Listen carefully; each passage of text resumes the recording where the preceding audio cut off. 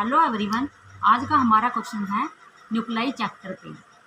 A neutron is absorb by a lithium nucleus with a subsequent emission of an alpha particle.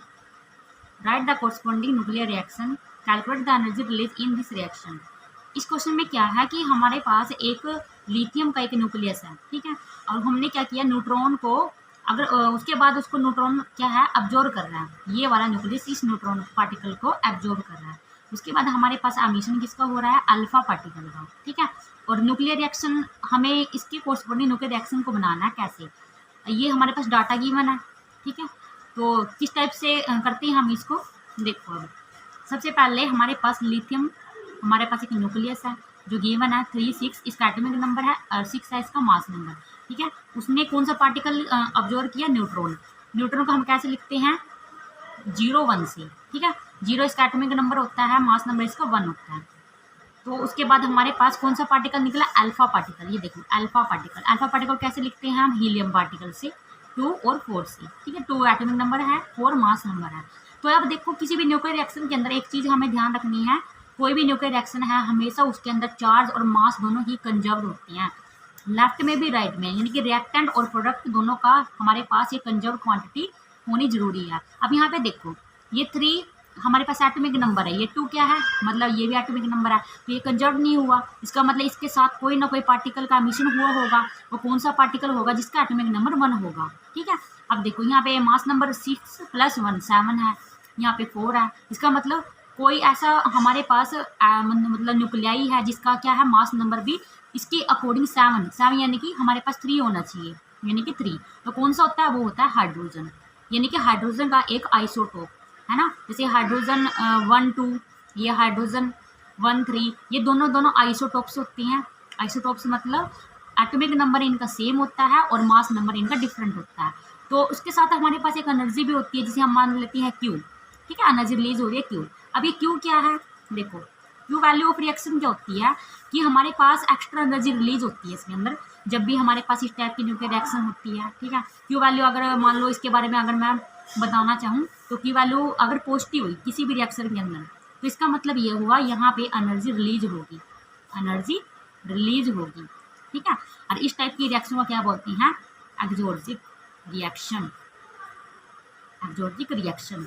अगर Q value of reaction किसी भी reaction में negative हुई, उस type की negative होने का मतलब ये हुआ अगर हमारे पास हमने इस रिएक्शन को स्टेबल बनाने के लिए बाहर से कोई एक्स्ट्रा एनर्जी सप्लाई की गई है, यानी कि हमारे पास एनर्जी यहाँ से सप्लाई हुई है, इसका मतलब ये हुआ, ठीक है। और इस टाइप के रिएक्शन को बोलते हैं एंडोर्जिक रिएक्शन, एंडोर्जिक रिएक्शन, ठीक है। एक तो ये इसके बारे में था। अब हमने क्या बताना है, इसके अंदर मास डिफेक्ट। मेन क्वेश्चन क्या है हमारा, मास डिफेक्ट हमें कैलकुलेट करना है। Energy release in this reaction का मतलब ये हुआ कि टोटल कितनी एनर्जी रिलीज हुई है, यानी कि हमें Q बताना है। तो Q कैसे निकालेंगे, Q वैल्यू निकालने के लिए सबसे पहले हमें मास डिफेक्ट निकालना पड़ेगा। अब मास डिफेक्ट इस क्वेश्चन में कैसे निकालते हैं, इसमें क्या होता है, रिएक्टेंट का मास टोटल सम माइनस का प्रोडक्ट का मास, यानी कि रिएक्टेंट टोटल रिएक्टेंट का मास माइनस का प्रोडक्ट का मास, इस टाइप से इसका मास डिफेक्ट निकल जाता है। और हमें निकालना है Q value, calculate energy release का मतलब है टोटल Q वैल्यू कितनी रिलीज हुई है। अब इससे पता लग जाएगा पॉजिटिव हुई है नेगेटिव हुई है।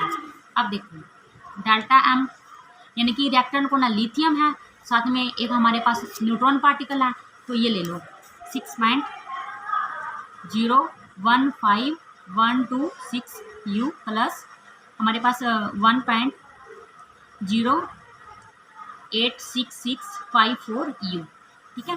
ये हमारे पास रिएक्टेंट हुआ माइनस का प्रोडक्ट का मास, यानी कि हीलियम पार्टिकल 4.0026044 U प्लस साथ में कौन है हमारे पास, ये आइसोटोप हाइड्रोजन का 3.01604 U, ठीक है। तो ये हमारे पास क्या हुआ, रिएक्टेंट माइनस का प्रोडक्ट का मास। तो इन सब को सोल्व करने के बाद इनको सम कर दीजिएगा, साथ में इनको माइनस कर दीजिएगा।